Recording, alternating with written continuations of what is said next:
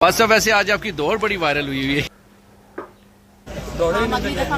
बिस्मिल्लाहिर्रहमानिर्रहीम। अस्सलाम वालेकुम नाज़रीन कराम, मैं हूं अब्दुल बासित स्वाति और आप देख रहे हैं मेरा डिजिटल चैनल। नाज़रीन कराम, फवाद चौधरी ने कल हाई कोर्ट से रिहाई के बाद मीडिया से गुफ्तगू की और उस दौरान जो वाक़या पेश आया उस पर डिटेल में बात करते हैं। पहले आप ये वीडियो देखिए, फिर उस पर बात करते हैं। मैं ज़्यादा बात क्या कर सकता हूँ, लेकिन मैं यहाँ पे ये आपके सामने ये बात रखना चाहता हूँ कि मेरा ताल्लुक़ ज़िला झेलम से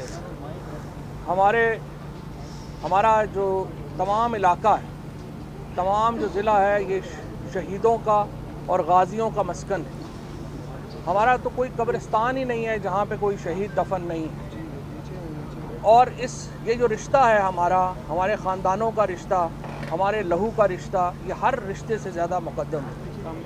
मैं ये समझता हूँ कि 9 मई को जो वाक़यात पेश आए, जिस तरह से कोर कमांडर लाहौर के घर के ऊपर जो वाक़या पेश आया, जो GHQ में मामला पेश आया, हर वो शख्स जिसका ताल्लुक़ पाकिस्तान से है, जिसका ताल्लुक़ पाकिस्तान की फ़ौज से है, ज़ाहिर है कि वो इस पर रंजीदा है और उसका दिल खून के आंसू रो रहा है। मैं तहरीक इंसाफ के तर्जुमान की हैसियत से ये समझता हूँ कि ये वाक़यात इंतहाई काबिल शर्म थे और ये कभी भी नहीं होने चाहिए।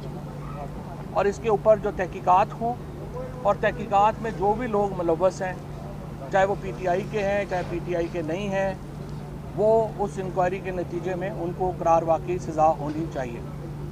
बाकी जहाँ तक ताल्लुक़ मामलात का ताल्लुक़ है, इसकी वजह, अहम तरीन वजह यह है कि देखिए, हमारा पाकिस्तान से ताल्लुक़ है और जिसका पाकिस्तान से ताल्लुक़ है वो ये समझता है कि पाकिस्तान की फ़ौज से उसका ताल्लुक़ है, क्योंकि फ़ौज है तो पाकिस्तान है और पाकिस्तान है तो हम सब हैं। लिहाजा इसी नुक्ता नज़र और इसके मद्देनज़र जो है वो हमें अपनी पॉलिसीज़ को बनाना चाहिए। इसके मुताबिक ही हमने इंशाअल्लाह ताला आगे बढ़ना है। Thank you very much. Chaudhary साहब, ये बता दें कि जो एक चीज़ें सामने आ रही हैं कि GHQ और इन सब पर हमलों के पीछे जो है अभी हम इसके बाद बाकी सवाल चौधरी साहब, इमरान खान साहब ने मजम्मत नहीं की, लेकिन आपने अफसोस का इज़हार भी किया और मजम्मत कर दी है। क्या कुछ तब्दीली आई है आपकी पॉलिसी में? क्या मेरा ख्याल है उन्होंने भी किया और हम भी कर रहे हैं। नाज़रीन कराम, आपने ये जो वीडियो देखी, ये फवाद चौधरी की उस वक्त की वीडियो है जब उनको इस्लामाबाद हाई कोर्ट से रिहाई मिल गई थी, उनको ज़मानत पर रिहा कर दिया था।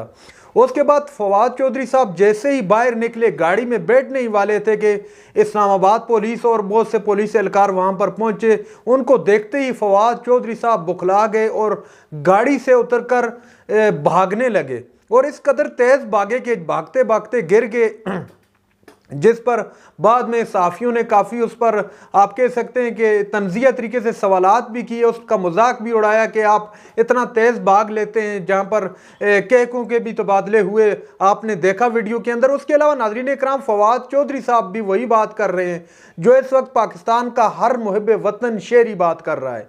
वो ये बात कर रहे हैं कि जो मुजाहरे हुए हैं लाहौर के अंदर ख़ास तौर पर, और जितनी भी तनसीबात पर जो पुरतशद्दद वाक़यात हुए हैं, उनके ख़िलाफ़ कार्रवाई होनी चाहिए और भरपूर कार्रवाई होनी चाहिए। फवाद चौधरी साहब ने वाज़ेह किया कि अगर इसमें कोई तहरीक इंसाफ का कारकुन भी शामिल है तो उससे भी तफ्तीश करके उसको भी पाबंद सलासल होना चाहिए। इमरान खान के मुतालिक उन्होंने बड़ा अहम पैगाम दिया। साफ़ी ने सवाल किया कि फवाद चौधरी साहब, अगर इमरान खान ने मजम्मत नहीं की तो आपने कर ली, तो फवाद चौधरी ने जिस पर कहा कि वो भी मजम्मत करेंगे, इस तरह का जवाब उन्होंने दिया। अब जो मौजूदा सूरत हाल है, इस सूरत हाल के अंदर इसी तरह मामले को टैकल किया जाना चाहिए। उसकी बेसिकली जो मेन वजह है वो ये है कि इस वक्त जो मुल्क की मौजूदा सूरत हाल है वो बहुत ज़्यादा परेशान कौन है। हर पाकिस्तानी शहरी इस वक्त परेशान हाल है।